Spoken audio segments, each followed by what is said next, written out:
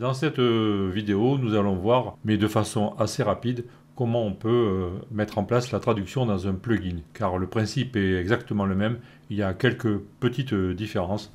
Alors ce que j'ai fait hors antenne, j'ai préparé un petit plugin vraiment minimaliste, hein, c'est sûrement un des plugins les plus pourris que j'ai jamais fait, mais peu importe, c'est juste pour l'exercice. Dans ce plugin, en fait, j'ai repris la rustine que j'avais mis dans le thème précédent, c'est-à-dire en m'appuyant sur le filtre The Content pour faire apparaître, rappelez-vous, les deux chaînes Polish, etc., le polonais. C'est-à-dire que si on revient ici au niveau du site, on va avoir exactement la même chose. J'ai supprimé le bouton entre-temps. On a les deux chaînes qu'on avait tout à l'heure. On a exactement la même fonctionnalité. La seule différence, c'est que j'ai déplacé tout ce code à l'intérieur d'un plugin, ici. Donc la fonction, elle est là. Le filter, il est ici. Au niveau du plugin, de sa déclaration, pareil, on va devoir déclarer un texte domaine. Alors bien sûr, j'ai pris un texte domaine différent ici. Alors, le plugin, je l'ai appelé test traduction, avec un dossier traduct test. Et là, bon, ben, j'ai fait l'inverse. Bon, c'est pas grave. J'ai pas suivi le nom du dossier, mais peu importe. Le texte domaine ici va s'appeler test traduc. Il s'appelle comme ça. Et je l'ai répercuté dans mes deux chaînes ici que je vais traduire un peu plus tard. Vous voyez. Ensuite, pour la déclaration du texte domaine, on utilise une fonction différente. Lorsqu'on avait utilisé le thème, on avait utilisé une fonction qui s'appelle load theme text domain, avec le nom du texte domaine ainsi que le chemin du dossier dans lequel les fichiers sont situés. Pour un plugin, c'est légèrement différent. On va utiliser une fonction différente qui s'appelle load plugin text domain. C'est la logique puisque on est dans un plugin. On va toujours lui indiquer le nom du texte domaine en premier paramètre. Par contre, il y a un deuxième paramètre ici qui est à false, c'est-à-dire que c'est un paramètre qui a été déprécated par WordPress, qui n'est plus utilisé, mais comme la fonction, ils n'ont pas changé la fonction, sûrement pour des problèmes de compatibilité avec les anciennes versions, donc le paramètre subsiste, mais on doit mettre la version false. Et ensuite, on a toujours pareil, le chemin du dossier languages qui va contenir les fichiers. Cette fonction, je l'ai hooké sur le crochet init. Donc j'ai créé mon plugin de cette façon, je l'ai activé, et donc, comme vous le voyez, ça fonctionne. Maintenant, on va créer le fichier de traduction. Ici, dans le dossier languages, j'ai déjà mis un fichier POT vide pour gagner du temps. Donc on va l'ouvrir avec POEdit. Donc je me rends ici dans POEdit. Et je vais ouvrir le fichier que j'ai mis dans ce dossier, donc traduct WP Content, plugin, traduct test, languages, le voilà, blank POT, je l'ouvre. Je vais faire la mise à jour depuis le code. Il va me trouver mes deux chaînes, bien sûr. Donc je vais ici l'enregistrer pour le garder. Et je vais créer le fichier PO, puisque je vous rappelle qu'ici nous sommes toujours dans un fichier POT. Je fais fichier nouveau à partir du fichier POT. Je resélectionne le fichier. Rappelez-vous qu'il va chercher à ouvrir une nouvelle fenêtre. Je prends donc le bon fichier dans le bon dossier. Je fais ouvrir. Je choisis la langue français, bien sûr, comme dans mon cas. Je vais mettre à jour le code, mais je pense que c'est déjà fait. Je fais enregistrer.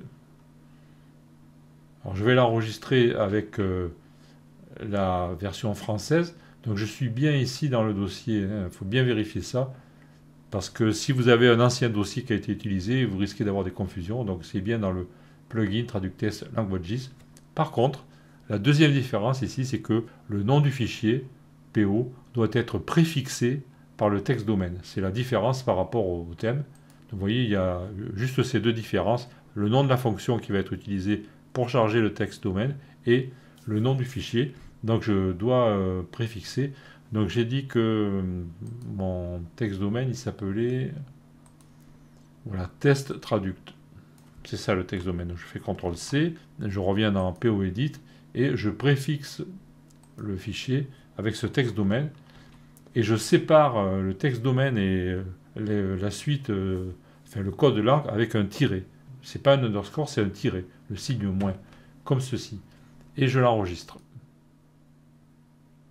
Maintenant, je vais pouvoir faire ma traduction. Donc, le premier, c'est le polonais. Voilà. Et le deuxième, on a dit que c'était la crème lustrante. Je peux enregistrer mon fichier. Normalement, si je n'ai rien oublié, il suffit que je rafraîchisse ici le site.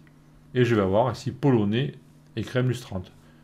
Pour être sûr, je vais quand même ici mettre entre parenthèses plugin. Pour bien être sûr que ça vient du plugin. Comme ça, j'aurai pas de confusion.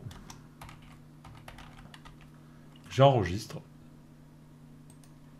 Et si je rafraîchis, voilà, j'ai bien un plugin entre parenthèses. Donc, j'ai utilisé le fichier que je viens de définir.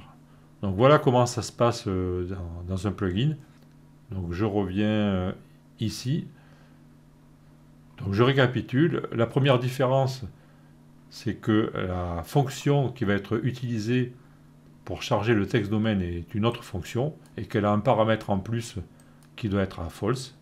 Et la deuxième différence, c'est que les fichiers ici qui vont être générés au niveau du PO, et bien sûr le MO va suivre, ce fichier-là doit être constitué du texte domaine, du signe séparateur moins, et ensuite du code pays, et du code langue et du code pays. Voilà les deux différences. Il faut faire attention parce que vous voyez que je vais faire une petite modif ici, je reviens.